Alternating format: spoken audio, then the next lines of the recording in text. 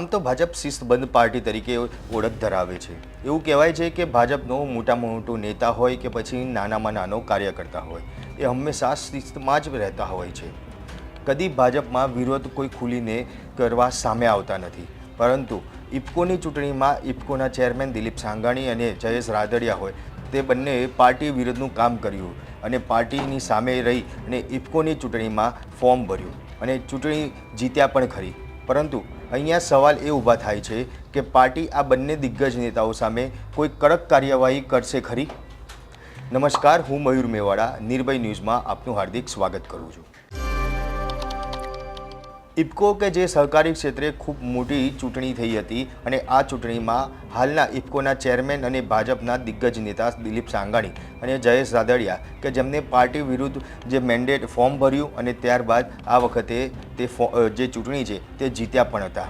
પરંતુ એવું કહેવાય છે કે આ વખતે પહેલીવાર એવું બન્યું હતું કે સરકારી ક્ષેત્રમાં બીજેપી દ્વારા કોઈને મેન્ડેટ આપવામાં આવ્યું હોય અને આ મેન્ડેટ જેને આપવામાં આવ્યું તે હતા બિપિન ગોતા। પરંતુ તેની સામે ભાજપ પાર્ટીના જ જે એક દિગ્ગજ નેતા છે તે પડ્યા અને અપક્ષમાંથી તેમને ફોર્મ છે તે ભર્યું હતું। જયેશ રાદડિયા કે જેમને આ વખતે અપક્ષમાંથી ઇફકોની જે ચૂંટણી છે તેમાં ફોર્મ ભર્યું અને જે ભાજપને જે મેન્ડેટ આપવામાં આવ્યું હતું બિપિન પટેલ ઉર્ફે બિપિન ગોતાને તેમને હરાવ્યા હતા અને આ ચૂંટણીમાં જયેશ રાદડિયા જીત્યા હતા।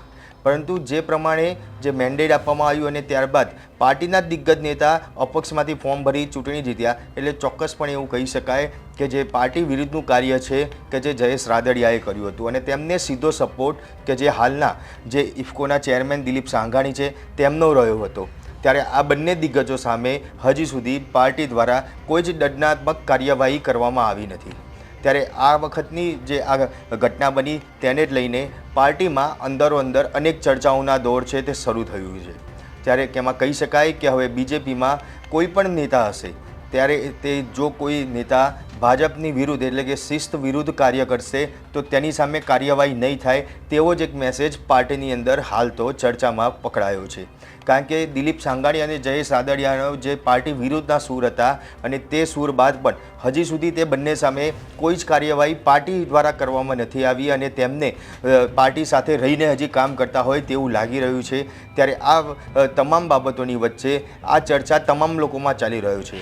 જે પ્રમાણે ઇફકોની ચૂંટણીમાં દિલીપ સાંઘાણી હોય કે જયેશ રાદડિયા હોય તેમને પાર્ટીના વિરુદ્ધમાં જઈને કામ કર્યું હતું અને તેને કામ કર્યા બાદ પણ પાર્ટી દ્વારા તેમની સામે કોઈ જ એવી દંડની કાર્યવાહી કરવામાં નથી આવી કે નથી તેમને પાર્ટીમાંથી દૂર કરવામાં આવ્યા। ત્યારે લોકસભા 2024ની ચૂંટણીમાં અનેક એવા નેતાઓ હતા કે જેમને પાર્ટી વિરુદ્ધ થયા હોય, જે કેન્ડિડેટર હોય તેમના વિરુદ્ધમાં આ વખતે કાર્ય કર્યું હોય, ત્યારબાદ તેમની અંદર એક ડર હતો કે હવે પાર્ટી તેમની સામે કોઈ એવી દંડની કાર્યવાહી કરશે, કોઈ શિક્ષાત્મક કાર્યવાહી કરશે। પરંતુ જે પ્રમાણે દિલીપ સાંઘાણી અને જયેશ રાદડિયાની સામે કોઈ કાર્યવાહી કરવામાં નથી આવી તે જોતાં તે નેતાઓ બી હવે ક્યાંક નિશ્ચિંત થઈને બેસી ગયા છે। તેમને એવું જ લાગી રહ્યું છે કે હવે પાર્ટી તેમની સામે બી કોઈ કાર્યવાહી નહીં કરે।